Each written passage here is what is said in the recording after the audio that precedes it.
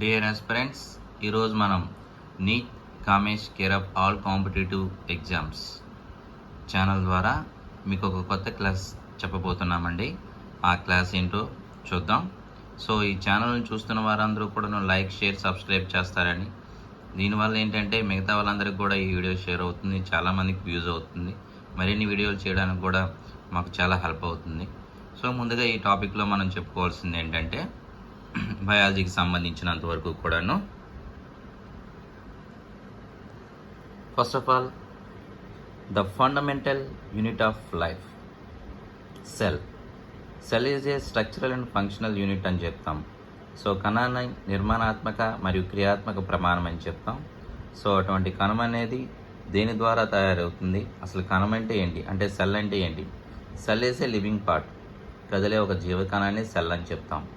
So అటువంటి సెల్లో different types of parts ఉంటాయి, అవేంటో చూద్దాం. సో ఫస్ట్ ఆఫ్ ఆల్ చూసుకుంటే సెల్ని 2 టైప్స్గా డివైడ్ చేసుకోవచ్చు. ఒకటి యూనిసెల్యులర్ అండ్ సెకండ్ వన్ వచ్చేసరికి మల్టీ సెల్యులర్. యూనిసెల్యులర్ అంటే ఏకకణ జీవులు ఒకే కణంతో నిమిత్తమై ఉంటాయి, అమీబా, పార్మీషియం. మల్టీ సెల్యులర్ అయితే కౌస్, హ్యూమన్ బీయింగ్స్, ప్లాంట్స్, ఇలా రకరకాలుగా చెప్పుకుంటాం. సో యూనిసెల్యులర్ సెల్స్ని ఎవరు కనిపెట్టారంటే ఫస్ట్ ఆంథోనీ వాన్ లీవెన్హుక్. అతన్నే మనం ఫాదర్ ఆఫ్ మైక్రోబయాలజీ అని కూడా చెప్తాం. అట్ ద సేమ్ టైం వచ్చేసరికి structural and functional unit of cell అని చెప్తాం. సెల్స్ అన్నీ కలిస్తే ఏమవుతాయండి? టిష్యూస్ అవుతాయి. టిష్యూస్ అన్నీ కలిస్తే ఆర్గాన్స్ అవుతాయి. ఆర్గాన్ సెల్స్ కలిసి ఆర్గాన్ సిస్టమ్స్ అవుతాయి. ఆర్గాన్ సిస్టమ్స్ అన్నీ కలిసి ఒక లివింగ్ ఆర్గానిజం అనేది జరుగుతుందన్నమాట. సో సెల్ షేప్ తాలూకా వచ్చేసరికి సెల్ అనేది రకరకాల షేప్లో ఉంటుంది. లైక్ ఓవెల్ షేప్ అని, రౌండ్ షేప్ అని, స్పెరికల్ షేప్ అని, ఇలా చాలా రకాలుగా ఉంటాయి. అందులో ఆ షేప్స్లో చూసుకుంటే ఇక్కడ మనకి ఎగ్జాంపుల్స్గా కొన్ని ఉన్నాయి. బైకాన్వి షేప్కి వచ్చేసరికి రెడ్ బ్లడ్ సెల్స్, ఆర్బీసీ. స్పినిల్కి వచ్చేసరికి మజిల్ సెల్స్. లాంగ్ బ్రాంచ్డ్కి వచ్చేసరికి నెర్వ్ సెల్. సెటిలైట్ వచ్చేసరికి ఆస్టియోసైట్స్. స్పెరికల్ షేప్కి వచ్చేసరికి ఎడిపోసైట్స్. రౌండ్ ఆర్ స్పెరికల్కి వచ్చేసరికి ఓవ్యూమ్. ఈ విధంగా మనం చెప్పుకోవచ్చు.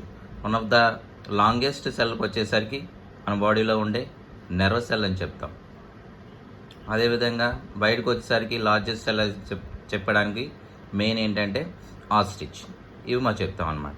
అదేవిధంగా లార్జెస్ట్ సెల్ అనేది చూసుకుంటే లాంగెస్ట్ అంటే నెర్వ్ సెల్ అని చెప్తాం. లార్జెస్ట్కి వచ్చేసరికి ఫీమేల్ తాలూకా ఓవ్యూమ్. అదేవిధంగా చూసుకుంటే ఇక్కడ size 0.1 to 0.5 mm to 170 mm into 130 mm. ఇది ఆస్ట్రిచ్ అవుతుందండి.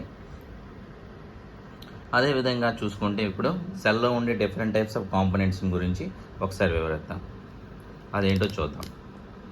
ఫస్ట్ సెల్లో ఉండే డిఫరెంట్ కాంపోనెంట్స్కి వచ్చేసరికి సెల్ వాల్ సెల్ని కవర్ చేస్తుంది, ప్రొటెక్ట్ చేస్తుంది. ఇది ప్లాంట్స్లో మాత్రమే ప్రెజెంట్ అయి ఉంటుంది. ఆఫ్టర్ దట్ సెల్ మెంబ్రెయిన్, దీనికి ఇంకో పేరు ఏంటంటే ప్లాస్మా మెంబ్రెయిన్. ఇది ప్లాంట్స్లోనూ ఉంటుంది, యానిమల్స్లో కూడా ఉంటుంది. దాని తర్వాత వచ్చేసరికి న్యూక్లియస్ కొన్ని దాంట్లో ప్రెజెంట్ అయి ఉంటే దాన్ని ప్రోక్యారిటిక్ ఆర్గానిజం అంటాం. న్యూక్లియస్ ఆబ్సెంట్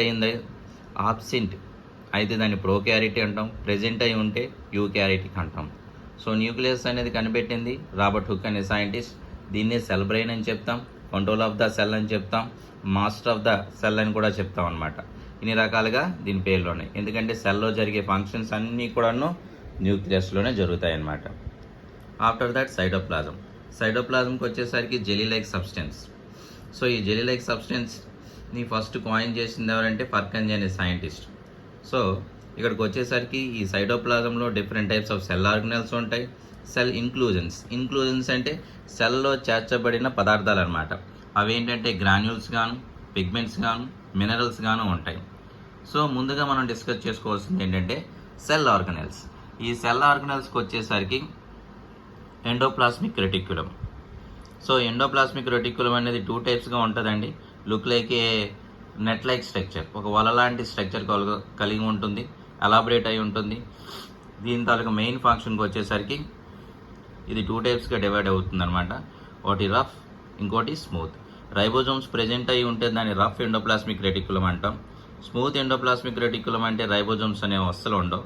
సో రైబోజోమ్స్ ఉన్న ఈ రఫ్ ఎండోప్లాస్మిక్ రెటిక్యులం అనేది సింథసిస్ ఆఫ్ ప్రోటీన్స్, అంటే ప్రోటీన్స్ని తయారు చేస్తుంది.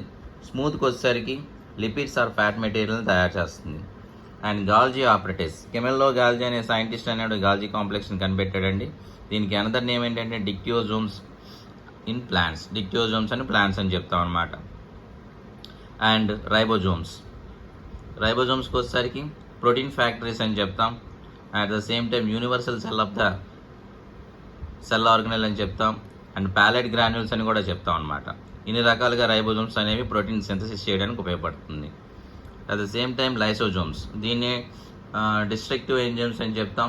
మన బాడీలో వెళ్ళే different types of foreign germs food material ద్వారా కానీ, గాలి ద్వారా కానీ, మనం త్రాగే నీటి ద్వారా కానీ లోపలికి వెళ్ళిపోతాయి. వాటిని డిస్ట్రాయ్ చేసి ఇవి చచ్చిపోతాయి. కాబట్టి వీటిని suicidal bags of the cell అని చెప్తాం అనమాట. After that mitochondria, power houses of the cell. So everyday different types of food material తీసుకుంటాం కదండి, అదంతా కూడాను ఎనర్జీ రూపంలో సెల్స్లో స్టోర్ అయి ఉంటుందన్నమాట. సో మైటోకాండ్రియా అనేది డిఫరెంట్ టైప్స్ ఆఫ్ షేప్స్లో ఉంటాయి. లైక్ ఓవెల్ కానీ, స్పెరికల్ కానీ, రాడ్ షేప్ కానీ, బ్యాట్ షేప్ కానీ, ఇలా రకరకాల షేప్స్లో ఉంటుంది. దీన్ని మనం ఎలక్ట్రాన్ మైక్రోస్కోప్ ద్వారా మాత్రమే చూడగలం. సో ఇటువంటి మైటోకాండ్రియా అనేది ఏటీపీ రూపంలో ఉండి మనకి ఎనర్జీని అవసరమైనప్పుడు ఇస్తుందన్నమాట. అందుకే దాన్ని power house of the cell అని కూడా చెప్తామన్నమాట. సో ఇక్కడ ఏటీపీని ఎనర్జీ కరెన్సీ ఆఫ్ సెల్ అని చెప్తాం. After that centrioles. ఈ సెంట్రియోల్స్ అనేవి ప్లాంట్ సెల్స్లో ఉండవండి, ఓన్లీ యానిమల్ సెల్స్లో మాత్రమే ఉంటుంది. ఇది మన బాడీలో సెల్ డివిజన్ జరగడానికి ఉపయోగపడుతుంది అనమాట. ఆ తర్వాత డిఫరెంట్ టైప్స్ ఆఫ్ పిగ్మెంట్స్కి వచ్చేసరికి ప్లాస్టిడ్స్ అని చెప్తాం. ప్లాస్టిడ్స్ అంటే కలర్ని ప్రజెంట్ చేసేవన్నీ కూడా ప్లాస్టిడ్స్. ఇవి ప్లాంట్స్లోనే ఉంటాయి. అవి 3 టైప్స్గా ఉంటాయి. ఒకటి క్లోరోప్లాస్ట్, రెండోది ల్యూకోప్లాస్ట్, మూడోది క్రోమోప్లాస్ట్. క్లోరోప్లాస్ట్ అనేది వచ్చేసరికి గ్రీన్ కలర్ పిగ్మెంట్ కలిగి ఉంటుంది అనమాట. క్లోరోఫిల్ అనే పిగ్మెంట్ ఉంటుంది. ఆకులన్నీ కూడా ఆకుపచ్చగా కనిపిస్తాయి. ఇది సోలార్ ఎనర్జీని ట్రాప్ చేసి కెమికల్ ఎనర్జీగా మార్చేస్తుంది. ఆ ప్రాసెస్ని మనం ఫోటోసింథసిస్ అని చెప్తాం. After that leucoplast. ఇదేం చేస్తుందంటే ఫుడ్ మెటీరియల్ స్టోర్ చేసుకుంటుంది అనమాట. ల్యూకో మీన్స్ వైట్ అనమాట. ఈ వైట్ కలర్లో ఉండే పార్ట్ చూసుకుంటే కేవలం రూట్స్లో మాత్రమే ఉంటుంది. ఇవి మళ్ళీ 3 టైప్స్గా ఉంటాయి. ఆల్యూరోప్లాస్ట్ అని, ఎమైలోప్లాస్ట్ అని, ఇలా రకరకాలుగా, అంటే నూనె పదార్థాలను స్టోర్ చేసేవి, పిండి పదార్థాలుగా స్టోర్ చేసేవి, ఇలా రకరకాలుగా చెప్పుకుంటాం అనమాట. After that chromoplast. Different types of కలర్స్ని తన తాలూకు లైఫ్ పీరియడ్లో చేంజ్ చేసుకుంటూ ఉంటాయి అన్నమాట. ఓకే, లైక్ ఆరెంజ్ కానీ, రెడ్ కానీ, గ్రీన్ కానీ, గ్రీన్తో పాటు at the same time brown colour కానీ, ఇలా రకరకాల కలర్ని ఐడెంటిఫై చేస్తూ ఉంటాయి అన్నమాట. సో ఇవి మనం లైక్ ఎగ్జాంపుల్స్లో రకరకాలుగా చూసుకుంటాం. Different types of carotenoids, xanthophylls ఇలాంటివన్నీ ఉండటం వల్ల అలా రకరకాలైనటువంటి కలర్ని ప్రొడ్యూస్ చేస్తూ ఉంటాయి అన్నమాట.